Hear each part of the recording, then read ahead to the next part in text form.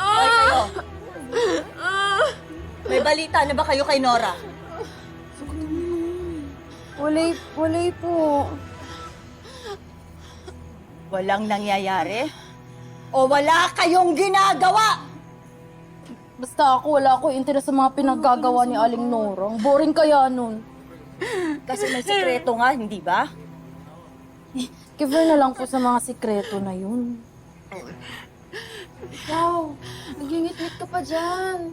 Relax ka na, Mars, okay? Tama na. Ang ganda na nung ginawa natin para sirain yung event ni Gina. Pero hindi pa rin umubra. Kinampihan pa rin siya ni Robert! Parang mag-inang talunan pala ang peg nyo. Si Betsy, natalbugan na naman ni Gina. Ikaw naman ni Aling Nora. Pag may bad trip na naman, tignan mo, babatuin tayo.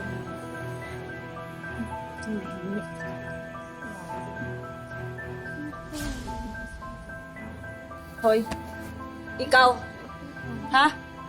Wag na wag mong bibitawan si Nora, ha? Kailangan malaman ko lahat ng baho niya. Kailangan makaganti ako sa hinayupak na yan! Nasaktan din kaya ako doon sa away namin.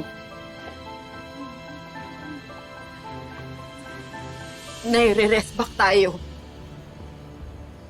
Kayo, alamin niyo kung ano ang basurang tinatago ni Aling Nora.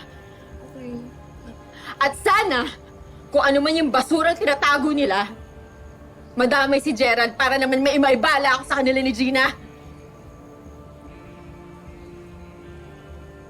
May oras din sa akin yung dalawang yun. Hahanapan ko sila ng butas na ikasisira nila. Hoy! Kayong tatlo! Palinis niyo to! Babasagin ko yung mga mukha niyo!